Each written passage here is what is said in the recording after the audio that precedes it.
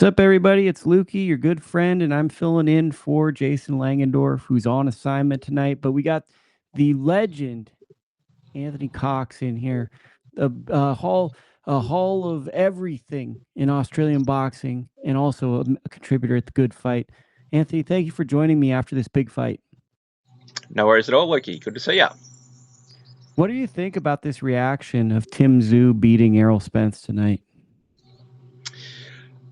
I thought it was a really solid performance from Tim. Obviously, there was a lot of questions going into the fight for both boxers, and I don't think anyone really had a firm idea what either boxer was going to, what version of them was going to turn up in the ring there. I think they both showed that they still have quite a bit left.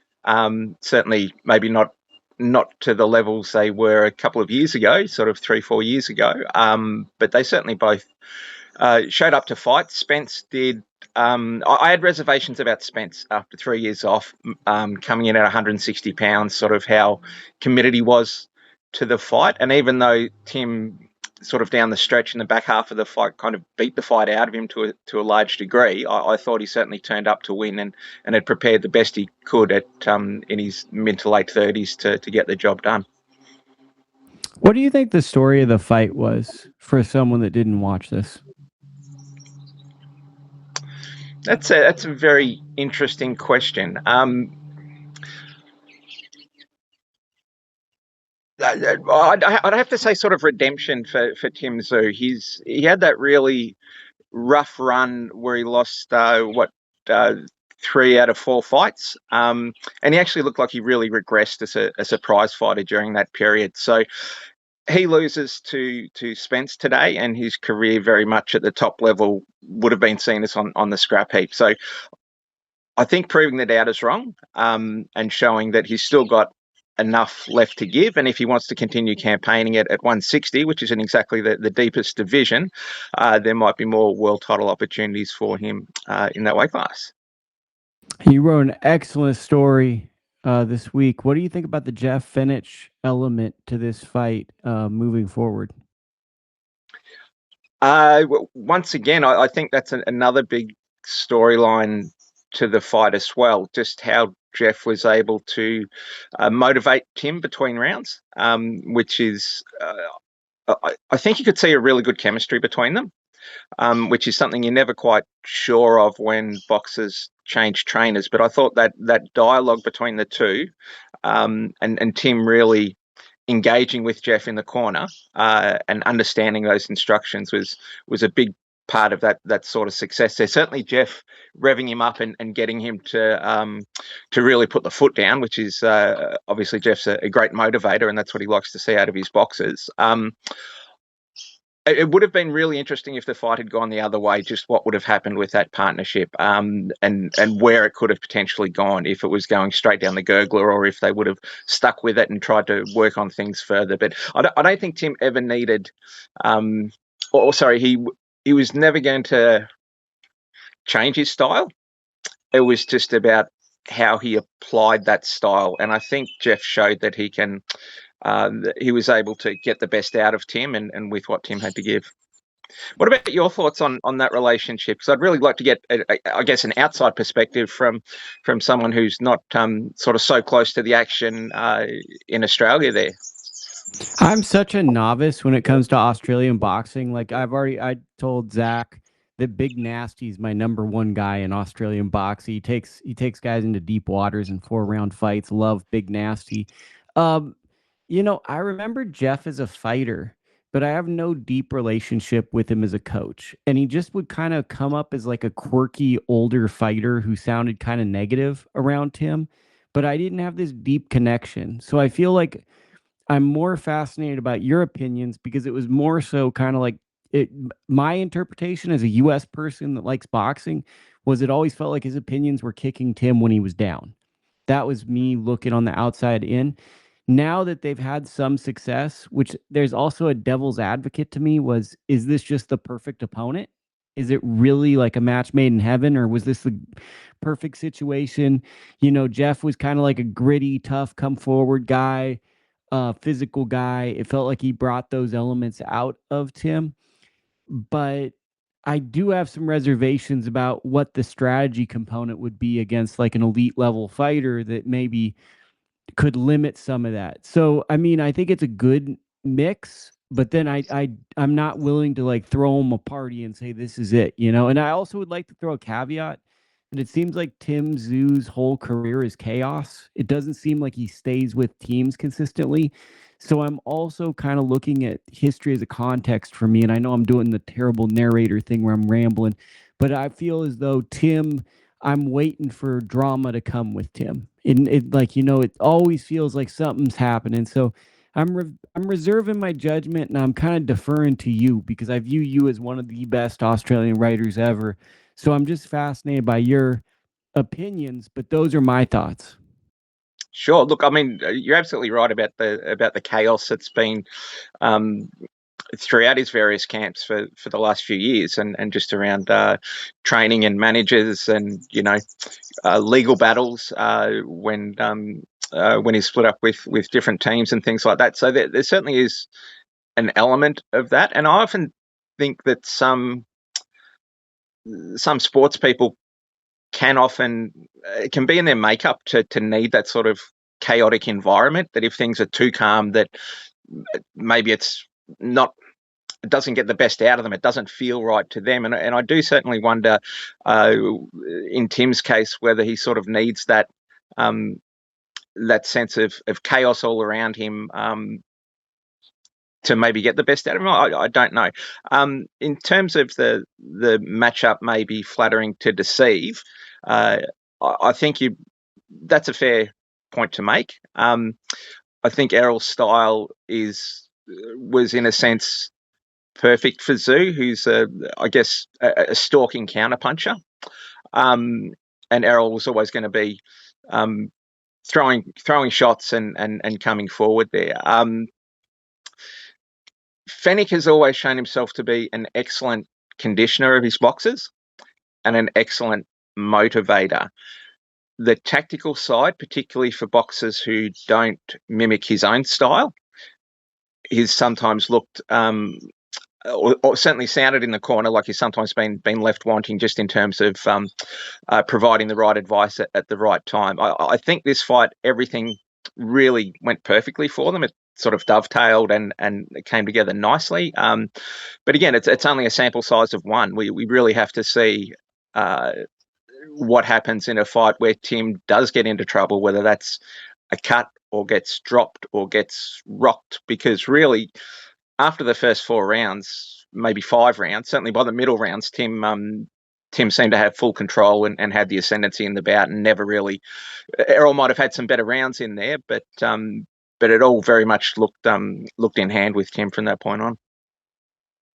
Yeah, I think it's just a fascinating, like, as writers or story creators in boxing, we always look for good stories, and both Tim and Errol are going to be good stories moving forward. It's like there's going to be plenty of stories about Tim. I think it's fascinating that he's had like 14 or 15 pay-per-views. It's like unfathomable for the US fans that like basically every time he's fought, and like that must do something to your ego too, right? Like he must think that like he's this big superstar, and then comes to the US and a lot of people are like, who's this guy? You know, and he's been on pay-per-view like 10 or 12 times.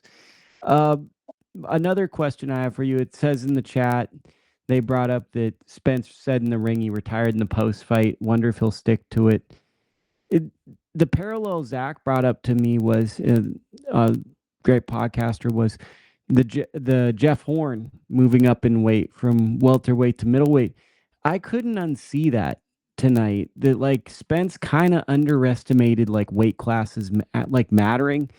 What was your perception of Spence here? And like, is this a case of him like being rusty? Is this closer to what he was throughout his career? And maybe he was just like, it was a perfect combo of youth and size. What's your takeaway with Spence? Yeah, I'm a big believer in weight classes matter. I know some people just like to say, no, just jump up in weight or fight at your walk around weight, but they really play a big part. It also leads me to question just how committed he was in. No one likes making weight. It's undoubtedly the worst part of a training camp for most boxers. But by committing to a higher weight, you have to really make sure you can perform at that weight. And I'm not convinced that I wouldn't even be convinced that Errol's a natural 154 pounder these days.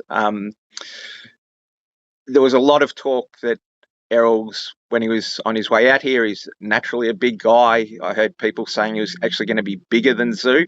I think what you saw in there is that Tszyu was, to me, looked the thicker in the body, and certainly the stronger on the inside, just in terms of not necessarily punching power, but physical strength there. So I do think that it certainly did Errol no favours having the fight at 160 pounds. I doubt it would have made much difference if it was at 158 or even 154, because I just believe Tim is the naturally bigger, thicker set body there. I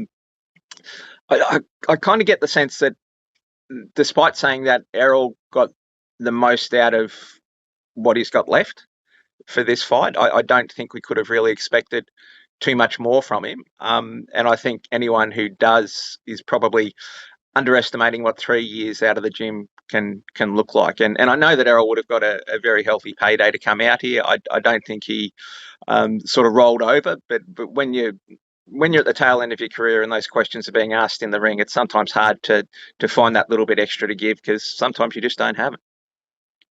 Yeah, I think people also forget the car accident. He made it look very doable, but that was like, me and Jason joke about that a lot. Like, a fighter gets like a brutal injury, and if you and me got it, we'd talk about it for like the rest of our life, and it would like kind of be like this traumatic thing.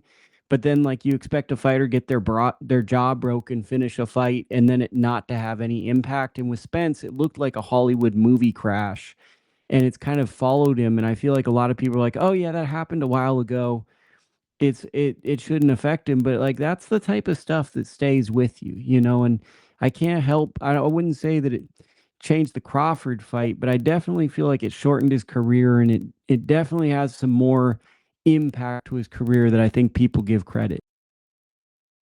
Yeah, I'd agree with that too. It's not something that you can just sort of patch over and say it didn't happen, or it didn't have some sort of impact. And I guess it's very easy from the outside just to presume that our favourite boxers are all superheroes and can just bounce off the pavement or the bitumen and go back to work with no harm done. But that was certainly a very nasty crash, and I think you nailed it there when you said it was like a movie style crash. It was remarkable that he wasn't killed, let alone had even more serious injuries, and he was injured bad enough as it was. Yeah, it's a tough one. I'm kind of curious, from an Australian perspective, what's the next fight for Tim Tszyu in your opinion? Sure. Well, I do know after the fight he mentioned Erislandi Lara, and I did hear in the lead up to the bout that there were sort of two options that were potentially being explored by No Limit. One, which I don't think there's any need for it to happen, and it doesn't sound like it will, was a rematch with Spence in Dallas. If today's fight was close, I don't think it was close enough to warrant that, even if Errol wanted to come back and go around one more time. Lara, 43, I think he is now. Extremely skilled, not the most active fighter in terms of schedule, and I think you'd be able to get him out to Australia for a payday somewhat easily. I think that's a fight that could be made there. And look, potentially. Well, I think Lara should be the favourite going into that fight, but it's not an unwinnable fight for Tim either, depending on sort of what he's got left. Kind of the classic older, vulnerable champion with a guy that sells a lot of tickets. So if you're going to roll the dice, get the kind of guy that doesn't fight a lot, and he's in his mid-40s almost. Yeah, absolutely. And it's not like Lara has a massive fan base, so I think you'd get him out here. I don't believe it would be too hard to lure him out to Australia for a fight like that. And again, close fight in your home country. If you have to do it a little bit tough, you'd rather do it in your hometown and maybe just get that little bit of a rub of the green from the judges if there's a few close rounds there that could go either way. Yeah, no, I don't think anyone complains about that. But one thing people might complain about is You mentioned that this was a historic Australian card. I pick up on a lot of things. I might not look smart, but I think I'm a little smart every now and then. And I want to know about the hit this card took for the Australian fans. I know Jermell Charlo was going to be on the card. Obviously, Stephen Fulton cool boyed his way out of the fight. Weight was recontracted 133 pounds. He came in inexplicably at 139 pounds, a little over that. What was the anticipation for this card, and what was like the historic implications for Australian boxing, and then how did it play out tonight? Sure, Charlo not being granted a visa wasn't a massive loss. That was a loss in the sense that a lot of Australian fight fans, whether they were going to the event live or watching on TV, it felt like a big name in boxing coming to Australia. So there was a certain amount of, sort of national pride around that. But knowing the matchup was against Cohen Mazzuti, a career welterweight, who was really looking like he was on a hiding to nothing if that fight went ahead, wasn't seen as a big loss. The Wilson Fulton fight, however, which promised to be could have well been one of the fight of the card. That's the one that I know fans were looking forward to the most. And I spent a lot of yesterday afternoon fielding calls and messages and all sorts of things off various platforms from fans who were quite unhappy that that fight had been scrapped, particularly when they'd already paid for the pay-per-view. So $70 pay-per-view. The fight you're looking forward to most is scrapped from the card. A lot of people felt pretty ripped off by that, and that's not No Limit's fault, but some very disappointed people with Fulton there. So that card, that sort of, I wouldn't say it was the deepest card, but it had star power, which is probably where the significance of the card was. I mean, I certainly think that Pacquiao versus Horn up in Brisbane was a better card, and a bigger event. But there's no doubting that Tim is the biggest name in Australian boxing due to the promotional machine, and their media arm behind them to get him out there with Joe Public. The fact this card was being sold as the biggest card, or the most high profile card in Australian boxing history was always a bit of promotional spin. But there's enough people out there that were willing to believe that and pay for it. And out of the three American boxers coming out here, we only got one out of those three fights. So I think No Limit take a bit of a hit, regardless of it not really being their fault, just in terms of reputation and in terms of probably more casual fans who were looking to see these three American superstars all on the one card out here in Australia. Give the cliff notes to the person that didn't buy the pay-per-view in America, Australia, or across the world. What were the fights that they missed that they should be aware of? I really liked the Callum Peters fight. He's still pretty green. He was a quality amateur, a former Olympian. He's still learning on the job. I think this is his 8th pro bout or something like that. Talented kid, got a big engine, throws a lot of punches, and still a little bit defensively flawed. So he makes for fun fights, and they sometimes look a little bit harder than they should, but makes a great TV. I'm trying to think what else on the card was any. Paul Fleming showed up. Paulo Alcuse, yes, he had that stunning late knockout there, that final round knockout, which I know the cards were heavily in his favour, but that I thought that he might have maybe not needed the knockout, but in my mind maybe needed to win that last round to secure the victory. He didn't. He knocked the bloke out, and the cards were quite a bit wider than that. But he had his hands full there. For people who don't know Paulo Alcuse, he's a world-rated light heavyweight. He used to be promoted by No Limit. He's went separate ways with them for a while, and now he's back under the No Limit banner there. But his career sort of stalled when he left No Limit. So it's going to be interesting to see, because he's got a lot of skill. It's going to be interesting to see how they move him, and certainly off the back of this performance where he it looked like he might have underestimated his opponent, whether that impacted his training or just his performance on the night. I thought he can perform a lot better than what he did there, but he got the win in the end and got that big KO. Let's do some quick hits. Anthony Joshua looked truly terrible. It kind of reminded me earlier you were talking about like a superhero getting beat up. It felt like people saw Batman get beat up for a couple of rounds and then he came back and knocked him down. But it's hard to look at this version of Joshua and even to kind of wing you into the other one. I didn't see the Fury watch fight, but I saw highlights and Fury just kind of looks fat and old to me. Joshua just looks like he can't, his chin doesn't take shots the same way anymore. It, what are your thoughts when like we're building to this Fury Joshua fight where like both guys don't look like the same guy from 10 years ago? Yeah, look, I mean, at the end of the day, we all would have preferred to have seen this fight 10 years ago or even 5 years ago.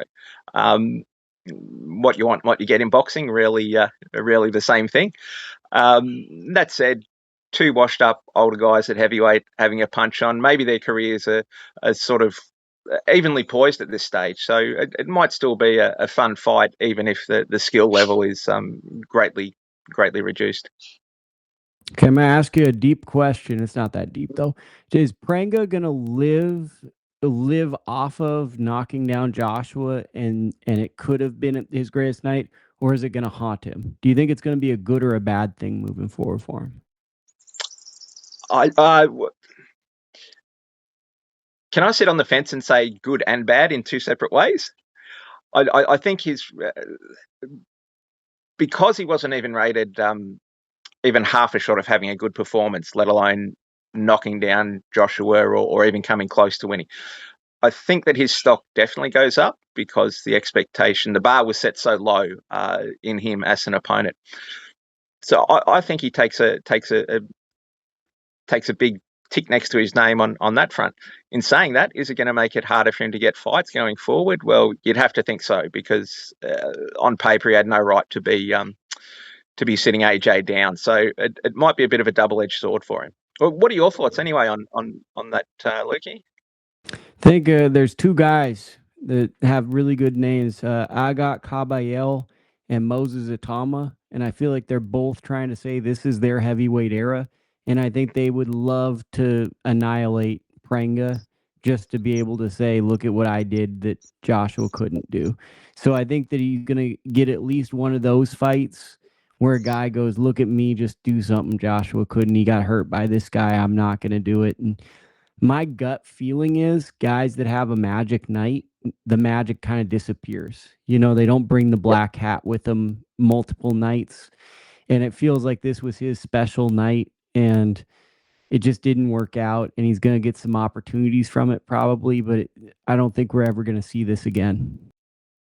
No, and I don't mind that that at all. I would love for him to get a good payday against Satuma or Kabayel, and I think it's a wonderful fight that you can sell to the public precisely for that storyline that's already embedded in there. Same issue. I don't see him having those sort of moments too often in his career. I think that even though he did overperform, it was as much of an indictment of where AJ is with his career as it was on his own skill level. Perfect. Two last ones. Hamzat Shiraz looked super mid, and that's a U.S. expression for not very good. The opponent Simon that he was fighting, it's late here. I'd say the name wrong. He lost to Powell August. He came back, won a stay busy fight. How he got a title fight when Powell August fought on the undercard against Jacob Bank, lost. I don't understand that, but there's stuff in boxing that goes over my head. That's one of them. And then Shiraz is just looking flat on some nights. Maybe he fights down to his level of competition, but now this is his second fight where it was a drawish like fight. He fought Carlos Adames, didn't look good. Comes back, beats Berlanga. Tomorrow we find out kind of where we assess Berlanga in world class boxing. And now he's fighting a guy who lost to a guy on 2 weeks' notice earlier this year. I to be honest with you, I was very dissatisfied with this performance for the fact that he's a title holder who fought a random guy to win the vacant title, and there's a lot of hype around him. What were your thoughts? Oh, my thoughts are mirror yours exactly, Lukey. I don't think you can hold a title and then say, I couldn't get up for a fight. It's your job to get up for a fight. It's your job to entertain the fans. These are the type of people that you should be either dominating or getting out of there early. And just from a general marketing perspective, you can be hot 1 minute and not the next in boxing. You can't afford to have off nights or underperform, even if you do get those wins. There was a lot to like about Shiraz coming up. But if he can't show that motivation in the ring, his career just sort of stalls and he becomes another one of these fringe title holders who no one's really tuning in to see. The thing I thought about was he's starting to remind me of Jaime Munguia, where we're being told of the potential, but the matchups just simply aren't there. It's like he has a belt, but it feels like he's a prospect. We're not anticipating the scintillating matchup. I think that's a fair assessment. You sometimes get that when kids are pushed into championship bouts too early. It's fine for their opportunity, for them to take that opportunity and to win the belt. But I don't like seeing title holders essentially having tune-up defenses, finding the weakest option in the top 10 or 15 with whatever sanctioning body they have. That does not, I can understand from their end and from their promoter's end, but from me as a fan, it does absolutely nothing for me. I don't want to see some random Euro in against a title holder and then see that bout go the distance in a pretty pedestrian performance. Yeah, I think you hit it on the head there. It's like if you're going to do that type of performance, a mandatory fight that none of us are calling for, we want you to kind of show that there's a level difference. And the fact that this was just a very average pedestrian performance against an opponent no one was clamoring to see him in his very first title defense, I think that that deserves criticism. I think that we're supposed to say, hey, that's not typical championship merit. And I think that there's a lot of pushback against media to call things down the line and say honest things, you know? And I think this is a time where you just have to say that the performance wasn't very good and the opponent wasn't what we wanted to see. Exactly, and hopefully he can take that criticism on the chin. I mean, we can easily sort of, I guess, kind of gloss over it and sort of pretend it's not a big issue, but really it is. It's not the product we've been sold. And then finally, I wanted to bring up Josh Kelly. He defended his title against Ararco. It was a horrible fight. I sound like a hater, but it's like it was just ugly. Kelly leaves with a headbutt and his nose is all busted up. They're hinting at a boots in his fight. I don't know if he could return in the year with how bad his nose looked. I'll just give my opinion and we'll go into your thoughts. Is with Kelly, it feels like there's a durability issue. Extremely talented. He can build up a lead, but I can't really think of another fighter who's a champion or a championship level who's as talented as him, who you just genuinely worry, is the damage going to add up? And it's like with him in all these fights, even with the against Beckram, you look at the damage and you go, can he hold on to the very end? And it's a strange feeling because it's like this is a repeated trend, whether it's Davies or other fights in his career. It looks like a very vulnerable champion, if you ask me. What are your thoughts on his performance and kind of his career future stuff? Yeah, sure. Look, I've always felt that despite his talent, he was always going to be just a sort of a fringe contender type. So I was as surprised as anyone when he sort of managed to put it all together and win that title. But as you said, it was still very much a high wire act to get there. I